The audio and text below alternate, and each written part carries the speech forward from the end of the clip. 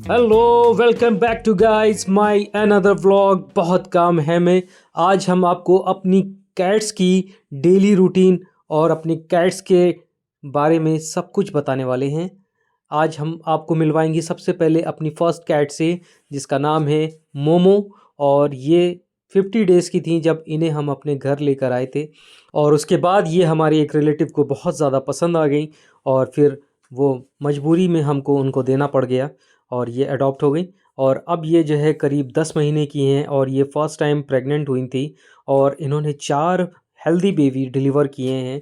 और इनका जो मेल है जिसके साथ इनका पेयर हुआ था वो एक इंडियन पर्शियन क्रॉस है, यानी कि आप उसको बोल सकते हैं कि इंडी क्रॉस ब्रीड का एक मेल कैट है जिसके साथ प्योर पर्शियन का जो है मेट हुआ।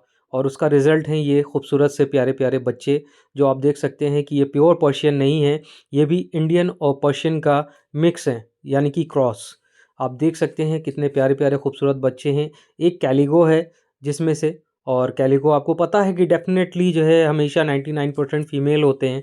और ये जो ग्रे कलर का आप देख रहे हैं दूसरा किटन, आप गेस करो ये क्या है। मैं ही बता देता हूँ, ये एक फ़ीमेल है। और अब इस जिंजर कलर के थर्ड बेबी को आप गेस करो कि ये क्या है। आई होप आपने गेस कर लिया होगा। मैं आपको बता दूँ, ये एक मेल किटन है।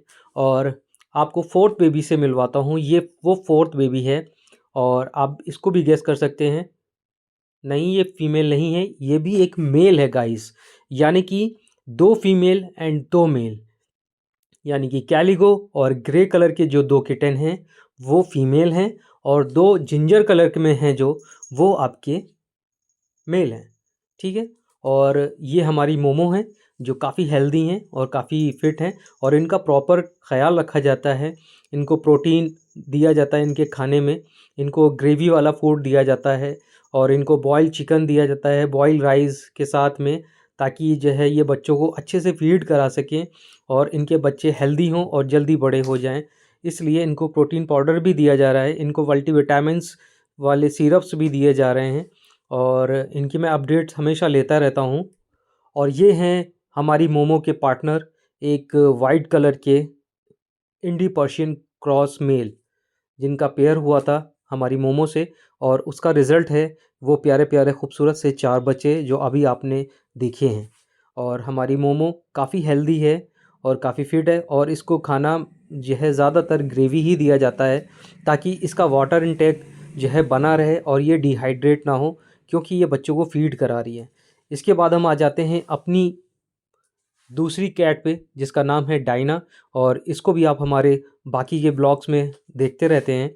इनका आज सफाई का दिन है। हर दूसरे तीसरे दिन आपको कैट्स के आँखों को, उनकी नाक को और उनके कानों को प्रॉपर साफ़ करना है। अगर आप ऐसा नहीं करते हैं तो वहाँ पर गंदगी जमा हो जाती है और जिससे कैट्स धीरे धीरे बीमार हो जाते हैं। ठीक है, तो आपको ये ख़्याल ज़रूर रखना है, अपनी कैट्स को प्रॉपर साफ़ रखना है आपको, तभी बात बनेगी अच्छी। और यहाँ देख सकते हैं कितने आराम से ये सोफ़े पे लेटी हुई हैं, और ये इनके शौहर साहब हैं मूसा जी।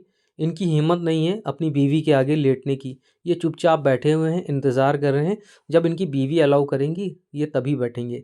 और ये डरते भी बहुत हैं अपनी वाइफ से। देख रहे हैं आप मूसा कैसे छुपे हुए हैं, और डायना इनको ढूंढ रही हैं और ये छुपे हुए हैं, देख लीजिए। और ये हमारे थर्ड कैट हैं जिनका नाम है कोको। ये मुझे अडॉप्शन में मिले थे और ये काफ़ी हेल्दी मेल हैं और बहुत ही ज़्यादा एक्टिव है। और ये हैवी बोन में है और ट्रिपल कोट में है, काफ़ी अच्छा मेल था। और ये 10th मंथ का था, 10 महीने का, जब ये मुझे मिला। और इनके साथ इशू ये था कि ये जो है जहाँ पर थे उन्होंने 2 कैट्स को परचेज़ किया था, मेल और फीमेल समझ के। लेकिन इनके साथ के जो पार्टनर थे, जब वो बड़े हुए तो दोनों मेल निकले, और जब दोनों मेल निकले तो उन्होंने अपनी टेरिटरी बनाना शुरू कर दी जब वो एडल्ट हुए। तो जब आपको पता है जब भी मेल कैट्स अपनी टेरिटरी बनाते हैं तो ये यूरिन थ्रो करते हैं पूरे घर में यहाँ वहाँ, जिस वजह से घर बहुत ज़्यादा स्मेली हो जाता है, बहुत ज़्यादा बदबू आती है। इस वजह से जो इनके ऑनर थे उन्होंने जो है इनको एडॉप्शन में दे दिया। और फिर जब मुझे पता चला तो मैं इनको अडॉप्ट करके ले आया ताकि मैं इनको अपने पास रखूं, और जब इनको एक अच्छा घर मिल सके तो मैं इसे अडॉप्ट करा दूं। और मैं आपको इनके आगे की अपडेट्स देता रहूँगा। और इनके साथ जो एक मेल कैट मुझे और अडॉप्ट हुआ था, मैं उसकी भी अपडेट आपको अभी आगे दूंगा। उनका नाम कीको है। ये दोनों ही मेल थे और ये दोनों ही 10 मंथ के थे और दोनों ही फुल एडल्ट थे। और हमने भी सोचा कि शायद हमारी फ़ीमेल के साथ इनका पेयर अप हो जाए, लेकिन हमारी डायना ने तो इनको ज़रा भी भाव नहीं दिया, और बल्कि जो है वो ये इनको हर वक्त मारती रहती थी। जैसे कि आप वीडियो में देख सकते हैं कि डायना हर वक्त इनको मारती थी और ये उनसे डर के भागा करते थे। ये सारी चीज़ों को देखते हुए हमने कीको को दूसरे पोजीशन में ट्रांसफ़र कर दिया, ताकि ये डायना से डिस्टर्ब ना हो और डायना इनसे डिस्टर्ब ना हो। चूँकि डायना हमारी फ़र्स्ट कैट है और मोमो के बाद यही घर में आई थी, इसीलिए ये इनका राज चलता है पूरे घर पे। ये वो कैट है जिसके बारे में अभी आपको बताया था। ये कोको के साथ मुझे जो है अडॉप्ट हुए थे। ये एक मेल कैट है, ये भी हैवी बोन में है। आप इसको साइबेरियन ब्लू बोल सकते हैं। और ये भी बहुत ज़्यादा यूरिन थ्रो कर रहा था। जब मैंने इसको लाके घर में रखा, फिर हमने जो है कोशिश करी कि इनको अडॉप्ट करा दिया जाए।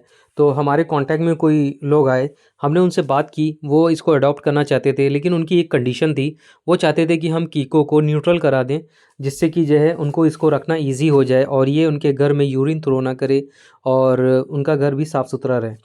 तो हमने उनकी बात को मानते हुए इसको जो है प्राइवेट क्लिनिक पे ले जाके न्यूट्रल करवा दिया, क्योंकि वो रिकमेंड कर रहे थे कि आप सरकारी में ले जाओ। लेकिन मुझे लगा कि हाइजीन मेंटेन नहीं हो पाएगा गवर्नमेंट हॉस्पिटल्स में, इसलिए मैंने प्राइवेट क्लिनिक की तरफ रुख किया और थोड़ा खर्चा ज़्यादा आया, लेकिन फिर मैंने इसको न्यूट्रल करवा दिया। और फिर मैं उनका वेट करने लगा कि वो कब इसको जो है आकर ले जाते हैं। उन्होंने बोला 1 वीक के बाद जब ये फुल रिकवर हो जाएगा तो वो मुझसे आकर इसको ले जाएंगे। और मैं भी वेट कर रहा था और ये बेचारा भी वेट कर रहा था कि शायद ये एक अच्छे घर में अडॉप्ट हो जाए और इसको एक अच्छी फैमिली मिल जाए। लेकिन मेरा इंतज़ार और इसका इंतज़ार कभी ख़त्म नहीं हुआ और वो बहाना बनाते रहे और उन्होंने जो है इसको अडॉप्ट नहीं किया। और जिसका रिज़ल्ट ये हुआ कि मेरा पैसा भी खर्चा हो गया और इस बेचारे को भी एक ऑपरेशन से होकर गुज़रना पड़ा और रिकवरी होने में इसको 10 दिन लग गए। तो मतलब एक इसने भी परेशानी झेली और मैंने भी परेशानी झेली। तो ऐसे लोग बहुत हैं और बहुत ज़्यादा मुझे उन पर गुस्सा आता है।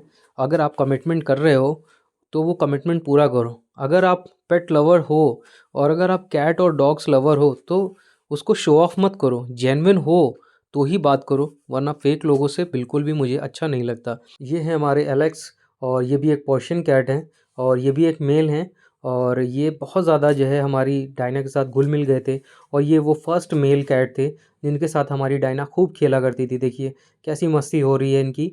और ये बहुत ज़्यादा प्यारा बच्चा था, ये बहुत ही ज़्यादा काम था, ज़रा सा भी एग्रेसिव नहीं था। और ये भी माशाल्लाह से अडॉप्ट हो गए हैं। और ये हैं हमारे दूसरे कैट जिनका नाम टाइगर है और ये एक इंडियन क्रॉस हैं।